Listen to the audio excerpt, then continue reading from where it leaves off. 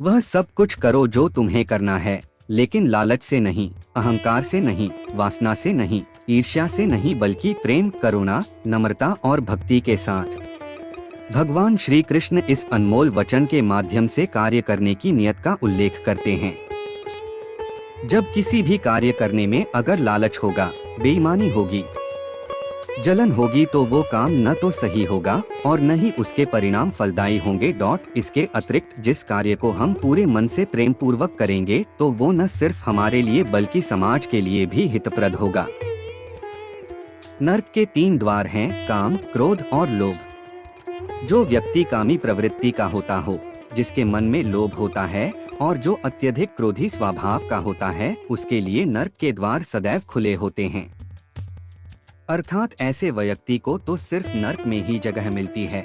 मैं ही सृष्टि का आदि, मध्य और अंत हूँ। भगवान श्री कृष्ण ही इस सृष्टि के पालनहार है।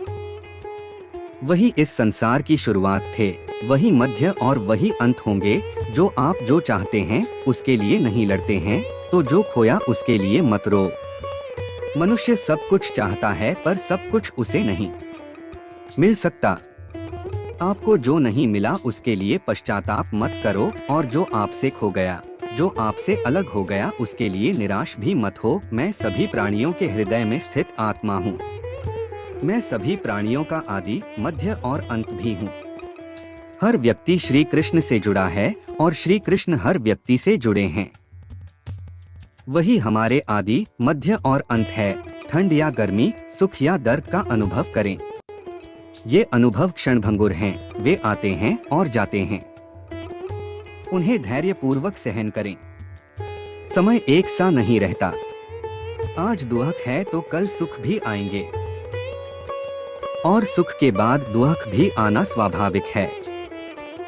आपको पूरे धैर्य और श्री कृष्ण पर विश्वास के साथ अपना जीवन निर्वाह करना चाहिए। सत्य कभी नष्ट नहीं हो सकता। अच्छा करने से नहीं डरना चाहिए। लोग अक्सर सच कहने से बचते हैं या डरते हैं, पर सत्य कभी छुप नहीं सकता और न ही कभी मिट सकता है। कितना भी छुपा ले पर सच तो उजागर हो ही जाएगा। इसलिए जो बात सच पर आधारित हो उसे करने या कहने और मानने से कभी नहीं डरना चाहिए। इस शरीर का मोह मत करो, यह तो माटी है, माटी में मिल जाएगा। अमर तो आत्मा है जो परमात्मा में मिल जाएगी।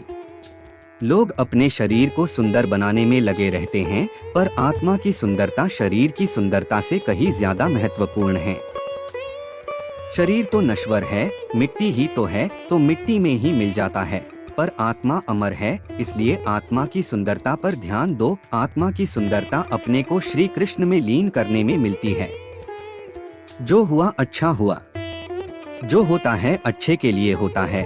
कभी कभी विपरीत परिस्थितियां हमारी वर्तमान स्थिति को अच्छा करने के लिए आती हैं। मन चंचल है, इसे और संयमित करना कठिन है, लेकिन यह अभ्यास से वश में हो जाता है। मन चंचल होता है, यह इधर उधर भागता है और किसी भी कार्य की एकाग्रता का दुश्मन है। लेकिन यदि यह व्यक्ति के वश में हो जाए तो इससे अच्छा कोई मित्र नहीं है।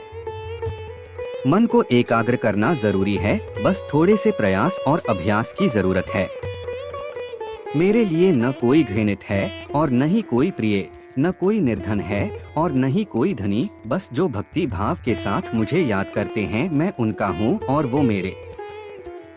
श्री कृष्ण उन्हीं के हैं जो श्री कृष्ण के हैं। भगवान तो बस प्रेम भक्ति के भूखे हैं।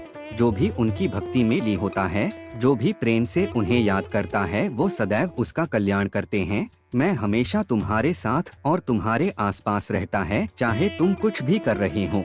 जब भी आप कोई बुरा कार्य करते हो या अच्छा कार्य करते हो, आपको लगता है कि कोई देख नहीं रहा, तो यहाँ श्री कृष्ण कहते हैं कि तुम जो कुछ भी कर रहे हो, मेरी दृष्टि सदैव तुम पर है।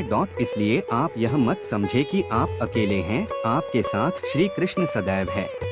कुछ हुआ अच्छे के लिए हुआ, जो हो रहा है अच्छे के लिए हो रहा है, जो होगा वह भी अच्छे के लिए ही होगा।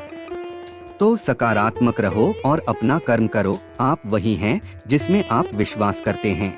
आप वह बन जाते हैं जो आप मानते हैं कि आप बन सकते हैं।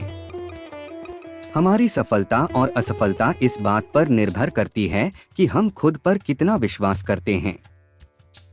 व्यक्ति जो चाहे बन सकता है यदि पूरे विश्वास के साथ अपने लक्ष्य पर लगातार चलता रहे। जिस इंसान के चारों तरफ नकारात्मक लोग रहते हैं, उस इंसान का मंजिल से भटक जाना तय है। कहते हैं मन के जीते जीत। जिस प्रकार सकारात्मक विचारों से सफलता मिलती है, उसी प्रकार नकारात्मक विचार असफलता के मार्ग की ओर अग्रसर करते हैं।